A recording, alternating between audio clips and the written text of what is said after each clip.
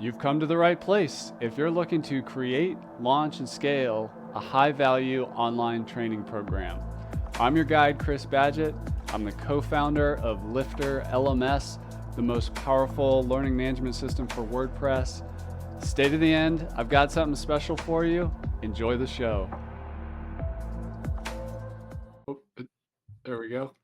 Hello and welcome back to another episode of LMS Cast. I'm joined by a special guest, a longtime friend and Lifter LMS community member. His name is Michael Wolf. He's from Empowering Now and Golden XPR. Michael's got something special for you to check out. Go to goldenxpr.com/lifter. He's going to tell us more what that's all about in a little bit. But first, welcome to the show, Michael. Thank you, Chris. It's a privilege to be with you. It's really awesome to do this episode. The cool thing about running a software company, we're both super passionate about education, but there's a community that builds behind it, and you've been around for a while. So I'm excited to get into your story, what you're doing with the tools, how you got there. But let's start now, like current state, like what are you doing with teaching online? And then where did it start in the beginning? Thanks, Chris. Great question. Yeah, what are we doing now? We have a pretty extensive Lifter site. Our entire learning management site is built around Lifter, and we've got in the neighborhood of 33 courses, and that's with over 3,000 lessons. So quite extensive in terms of the teaching content. We have probably around 24 inquiry tools featuring a random number generator to assist in doing inquiry. We have 6 memberships. We've got basically all of Lifter's core functionality deploys, custom fields, notes, videos, social.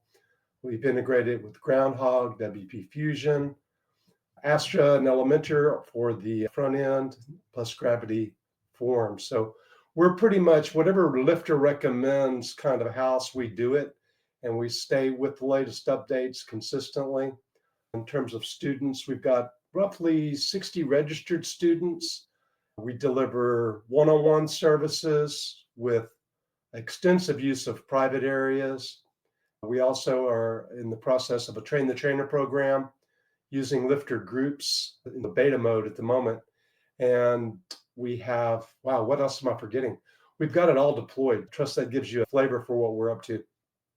That's awesome. And it's cool to see when Lifter's extendable. So you could just have one free course on your site, or you can get complex with coaching and community and all kinds of stuff. That's so cool to see you using the majority of the tools.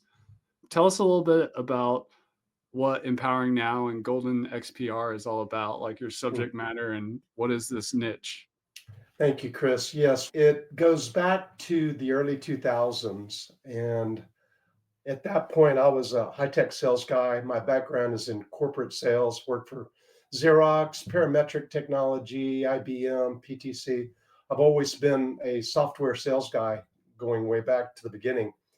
And I had a life-changing experience, and that's really a longer story. But after that experience, I really did an about face with my life, and I began to open to receive a business plan to help our planet. And that sounds lofty and perhaps on the strange side of things, but the mission that had come to me was to help transition our planet from greed to grace. If we look at greed, it's more than just money hunger. It's like any place where I'm not enough, there's unfelt greed. And it's really insidious how, for me in my life, greed has sourced so much unconscious behavior. So I went through a deep experience. I said, look, I'm really committed to bringing forward something impactful and real. And that's when I wrote the business plan for Empowering Now, which was, as I mentioned, a learning idea. I knew that I needed to develop a curriculum. I knew that we needed to build out the courses and train trainers, all of this idea. So that was the vision, is to provide something meaningful for the healthcare system, the political system, the monetary system, without being just another woo training option. something that was practical and real. Well, as soon as the business model was written, interestingly, I met my business partner, Mahaline Louis, and she's an artist and an author from France and has spent her entire life essentially revealing codes that have been held in ancient language. So that comprises the business model and the beginnings of the curriculum, which we've been now working on close to 17 years together. A very long-term project. This is our life's work, both from a business model and from a curriculum perspective. So we really needed and have depended upon a strong technical foundation so that doesn't plague us as we do grow. So how did you like start with, you said how many courses now? We're up to 33 courses. So did it start with one, or I'm sure it did, but like how did you get going? Making lots of mistakes would be the practical answer. But Yeah. the that what that's not saying is that there's probably been 200, 300, maybe 500 books that have been written that have been synthesized down to the current 33. So Mahaline is one of these really gifted creative types that if something doesn't work or if we make an error, we take that in, we assimilate that, and that becomes okay, let's do it differently next time. Fail often, fail a lot mentality. But in 2018, we published the first 22 courses, and that was after 3 years of development on the back end, writing, editing, publishing, changing. So we went through lots of changes, which involved the initial mystery school launch, which had 22 courses. And that was introductory courses. We have an application called Expire Tarot, which uses the Hebrew letters in order to gain insights for inquiries.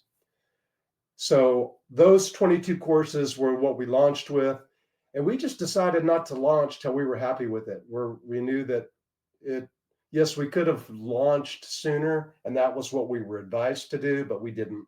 We waited till the first 22 were prepared because that's what we needed to do.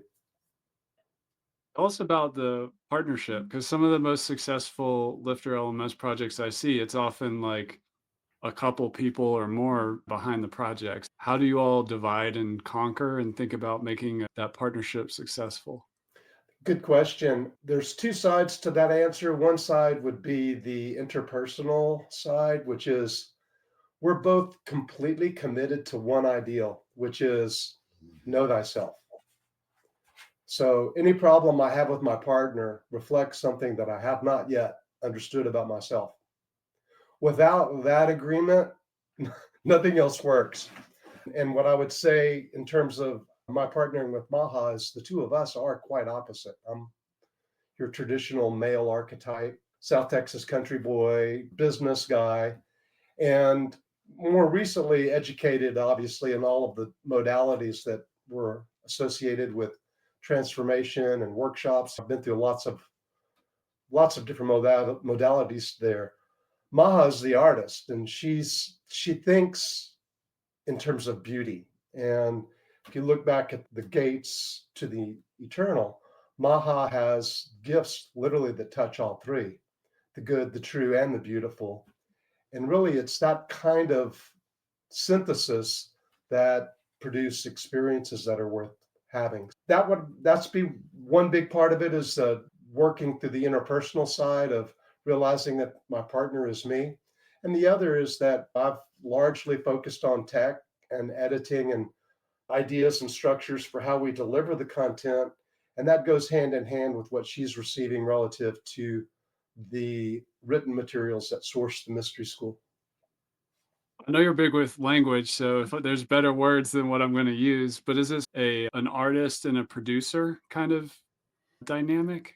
Similar, yeah. The other part that she's clearly the artist and the author, and she has a deep relationship with ancient language, not just Hebrew, but Greek, and is schooled in virtually all modes of ancient scripture and revealing patterns that are common to all modes of, let's just call it human development. And from my perspective, less of a producer, But yes, I'm an editor. I also say, hey, look, just this doesn't make sense to me. Can we? And so that editing role is part of it. And increasingly, I've noticed that this material somehow lives in me, not as if I'm the author, but I can feel things when I'm opening to this sort of language concept. And again, it's not like Spanish versus French or C plus versus some other Java scripting language.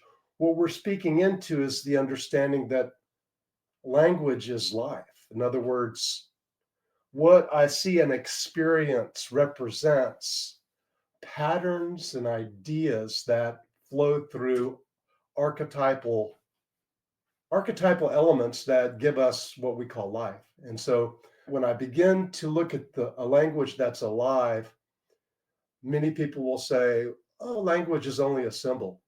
Yes. And there's a realm at which when I am real, life is language.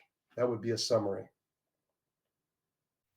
This episode of LMS Cast is brought to you by Pop-Up Maker, the most powerful, trusted pop-up solution for WordPress. Whether you're selling online courses or memberships, Pop-Up Maker helps you grow your email list, boost sales conversions, and engage your visitors with highly customizable pop-ups. Imagine creating custom opt-ins, announcements, and promotions that actually convert. I personally use Pop-Up Maker on my LifterLMS websites for lead magnet opt-ins, cart abandonment, upsells, downsells, and guiding users to helpful content.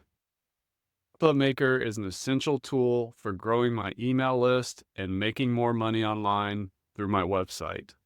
Ready to take your website to the next level? Head on over to wppopupmaker.com/LMScast and save 15% on your order. Discount automatically applies when you visit through that link. Pop-Up Maker also has an awesome free version, so you can just use that as well. Go to wppopupmaker.com/LMScast and save 15% off your order, or get started with the free version now. Get more leads and sales on your website with Pop-Up Maker today. Now back to the episode. Let me see if I can ask this in the right way. This is interesting. A lot of folks, whether they're want to teach online or they're building websites for clients, they want to make more sales. You have a background in sales, but you've also taken this path with transcending greed. The word that comes to mind for me, like you strike me as a gentleman, a gentle man. And how does a gentle man sell? So take us through the kind of how to look at language and what's inside that question. That sourced my initial idea, and the idea started, if I might go back Yeah. 1 second. In 2006, I quit my corporate job. I was making a lot of money, way more than I needed at the time. And then I started working on donation. And I had a large child support payment and lots of bills. Long story short, I went broke. 2010, I went back to work and I worked for IBM for another 10 years covering corporate accounts. But in the time where I was off, I recognized that as a healer, I still had to buy groceries. And I still have, there's this thing called money that people struggle with. And so I really was interested in knowing that I was enough beyond the amount of money in my checking account. And so, what my idea for the business model was that if the business model delivered the sense of enough as a product, then I wouldn't have to worry about, I got nothing to sell. What I know is that for me, my own development is worth more than all the money in the world. I am not for sale. And that's really the core idea that I wanted to transmit as a concept in leadership, a way in which I could interact with the world, other, family, food, sex, money, from the perspective that I'm enough. And so that's the business model. And the way that it developed was out of a lot of failures. For a long time, I really thought that I needed students, and that had me showing up as the, I don't know, the overbearing teacher that needed to find students and needed to find, that's not happening anymore. I'm in service to people that are interested in making the decision towards totality. And so the business model is structured as that. While we do have some things where folks are given an opportunity to contribute, the clients set their own tuition. Yeah, And that's very cool. yeah, Tell us, just for people that are interested in the subject matter here, what's at goldenxpr.com/lifter? thank you, Chris. Yeah, on that, and I have to go back and thank Lifter, and especially you, Chris. You are one of those influential people that when I first got this plug-in, I listened to every LMS cast out there, and I was everything that you would recommend. I was saying, I need that, don't need that. So anyway, I'm happy to provide the offer of two different things. One is a course that we just completed recording. It's called The Small Print of the Law of Attraction. It is a very rich teaching, and it's not for faint of heart. It's a very beautiful teaching. The overall number of recordings, I think there's over 100 recordings. There's 120 some odd lessons in it. We're offering it complimentary, no need to pay. If you find value out of it and you decide that you're interested in learning more, reach out. But that is complimentary, the small print of the law of attraction. And the other is a complimentary ebook, which is from one of our latest publications. It's a sample chapter of The Love That Has No Opposite, which was published last year on Amazon. Awesome. See that. What the whole book? What tell us at a high level, what is the love that has no opposite about? Whew.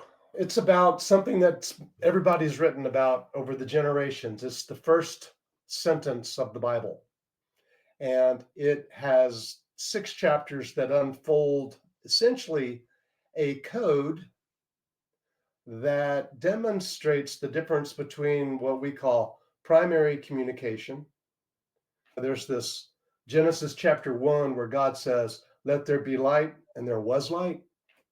Zero delay, zero unconscious time.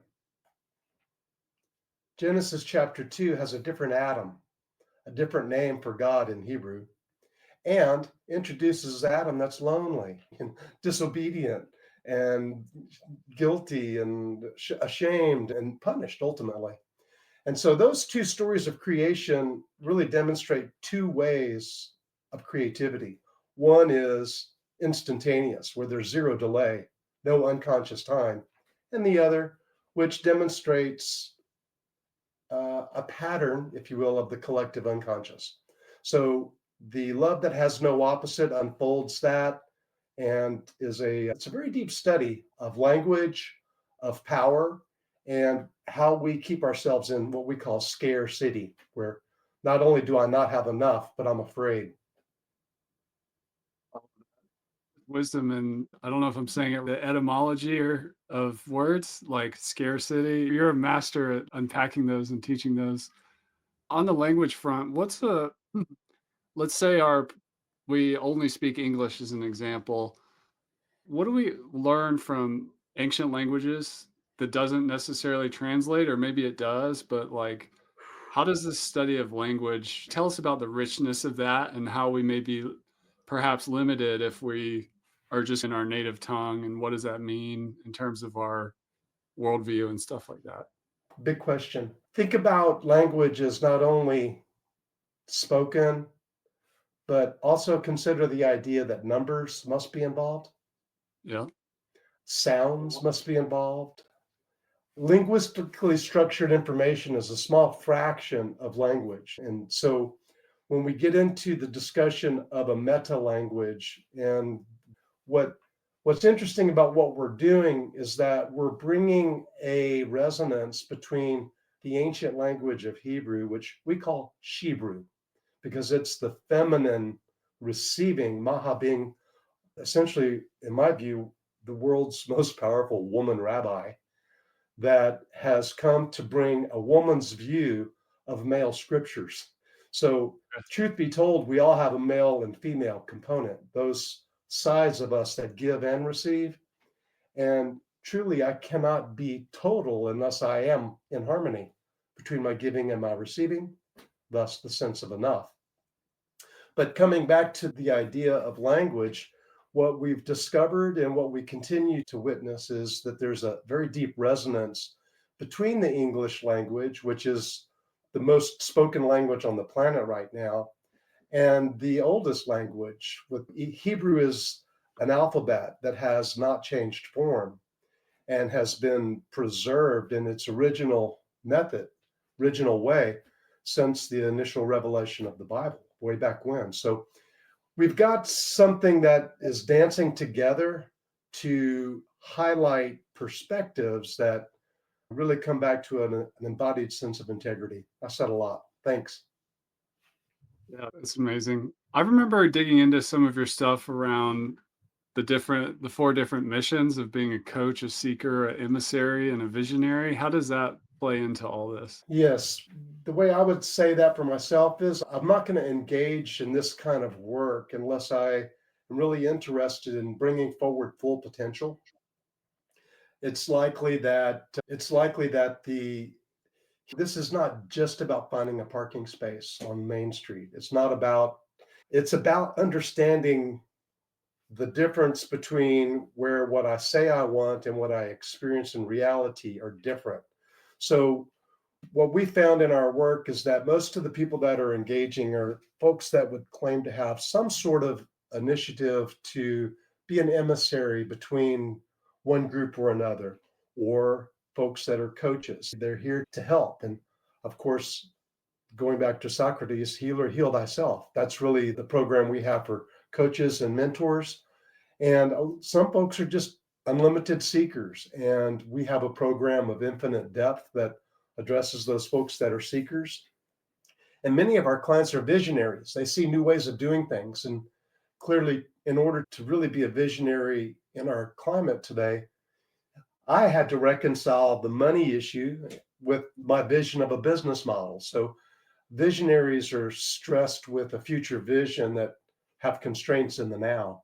So to reconcile that, what those are the kinds of people that most of our clients have ended up falling into. Tell us about the actual mechanics of the platform in the sense of what's in the stack. You've got courses, there's books, there's coaching calls. Like what all comes together to facilitate the learning and the transformation? Good question. Yes, we have on goldenxpr.com, we've got 6 memberships, and those memberships are marketed to individuals and they support our one-on-one work with clients. So when someone signs up for the one-on-one program, they receive access to the entire mystery school, all of the 33 courses. We have extensive use of private areas there. So when we deliver our coaching sessions, at the conclusion of the session, we have something called an ECAP, and that ECAP gets published on Lifter private areas. And then prior to the next session, they're invited to fill out a form. How did you do with the last session, since we were looking at this particular area? And it keeps that learning alive. We couldn't operate without private areas at the moment. That's one of our most powerful capabilities for one-on-one work.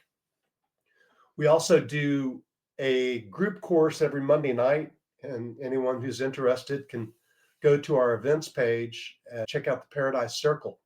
The first month is free, and we invite you to contribute after that if you're interested. But Paradise Circle is similar to a inquiry game where one person gets in the hot seat and we come up with a structured inquiry and then go around the circle and everybody says, oh yeah, I can relate to that. This is how it applies to me. So we do a group class that's not recorded, but it is live. And then we have recorded several offline courses, most recently the small print of the law of attraction using Lifter videos.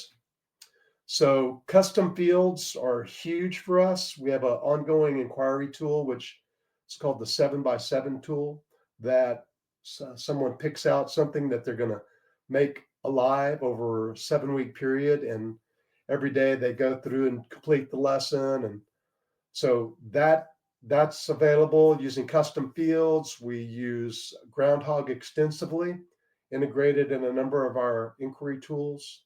We have WP Fusion, Zapier, Acuity, and then, as I mentioned earlier, going down the path of lifter groups as well.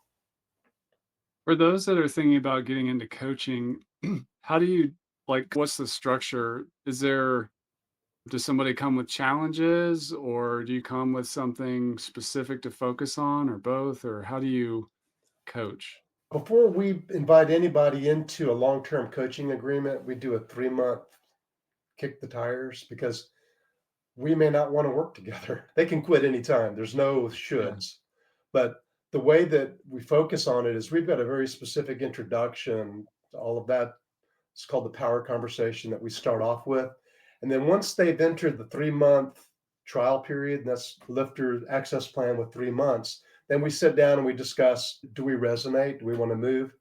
And as we do, basically from week to week, the issue of the day develops. And we're using the curriculum and all of the pages that I mentioned before with the private areas to allow for studying in between sessions, plus the group course. So it's all integrated, one place to go, one place to interact from one on one, group, and on your own. very cool. What kind of impact is this work having in the world? What are Mhm. either anecdotally or stories of Whew. We've done no advertising. So we've done nothing really public, and everything has been word of mouth up until now. And I would say that what speaks for where we are now is all of our students have decided to become, at one level, a train the trainer. They're all interested in becoming. That's 100% of our clients are spreading the interested. message? Yeah, Yeah, that's a pretty good conversion rate, if you will. yeah. That's what I think you were the one that taught me that, Chris. I can remember you said, don't focus on how much money you're going to make. Have fun doing what you do and focus on the impact.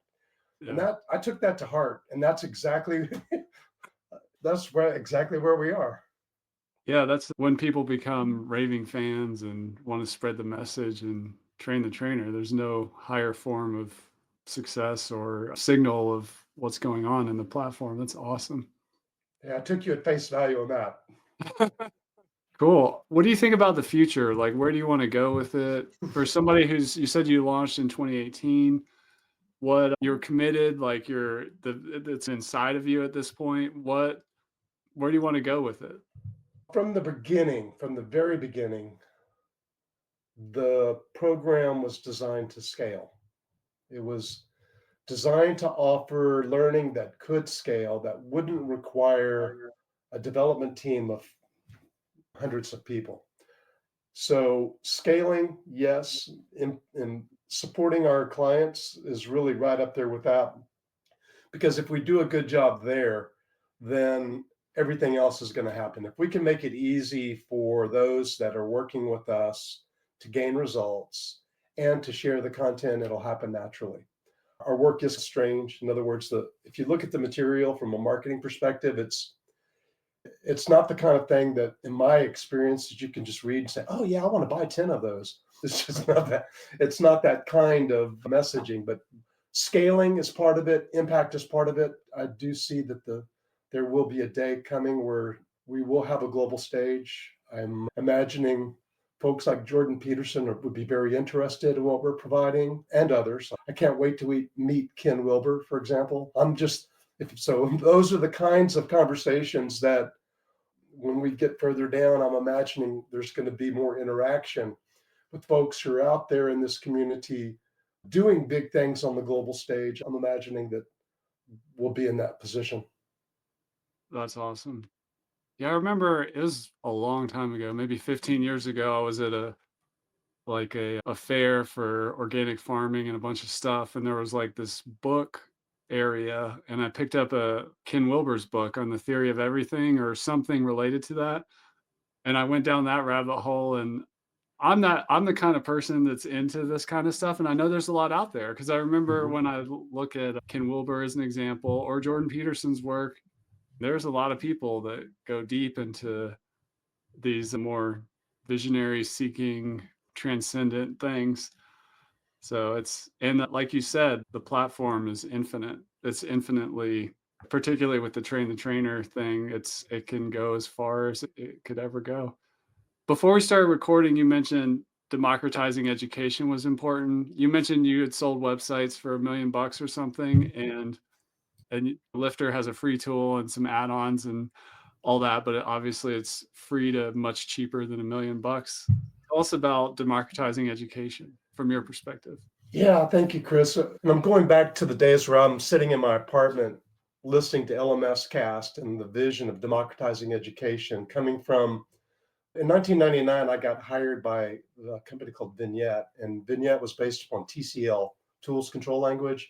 And it was a scripting language where you would build a content management app and a content delivery app. And it was a very high performance website. And back then, you could go to the .coms, which were booming up everywhere, and it would be $500,000 to $1 million for a simple website. And that continued for years where the web was just launched. It wasn't that long ago. And then WordPress and Joomla were adversaries for a while. We built our initial site based upon Joomla, which was difficult. And we went down, what is the one that, the Moodle. A Moodle, yeah. Yeah, I was interested because I do see our curriculum would be able to leverage for universities at some point. So I was looking at the whole Moodle approach. And as soon as the business model became clear, the next point was, well, nobody's going to invest in this idea. It's too weird. So we got to do it on our own. And when you were back in your early days, way more talking about this idea of democratizing education. And I'm thinking about what I want to do in terms of the sense of enough. It was like a perfect marriage. And you had my listening straight out of the chute. And that's been the reality for us in terms of really looking at what we've been able to do in terms of a life work and to put it onto something that I can trust, we can trust, and it works and is secure. All of the things that you would need for a strategic platform are there. That's a hint. There's probably more. I may have left something out. That's awesome. That's Michael Wolf. He's at goldenxpr.com/lifter. He's got some free stuff for you. I love getting into Michael's work. Take some time, set it aside, and get into the book and the course. Highly recommend it. Any final words for the coaches, the seekers, the emissaries, and the visionaries out there? Fail often, invite failure. Fears are a path to sacredness, and any fear that I can understand offers a new relationship with what life is really about, is to come into the sacred. And fear is not something to be resisted, but to be embraced and understood. And that's been, our back end in terms of doing something as radical as what we're up to is daily. Am I enough to do this project? And taking a step anyway, in the face of the fear, in the face of the overwhelming size of it, and the lack of support, and the lack of money, and all of that. Just don't give up. Get clear on what it is that you're here for, and reach out to other communities. Go to the Lifter office hours and share and talk and listen and give yourself space to do it in your own time. Thanks, Michael. It's great to have you on. We'll have to do it again down the road. Look forward to it. Go to goldenxpr.com/lifter. And I hope you have a great rest of your day. Thank you, Chris. Thank you, everyone. And that's a wrap for this episode of LMS Cast. Did you enjoy that episode? Tell your friends and be sure to subscribe so you don't miss the next episode. And I've got a gift for you over at LifterLMS.com/gift. Go to LifterLMS.com/gift. Keep learning, keep taking action, and I'll see you in the next episode.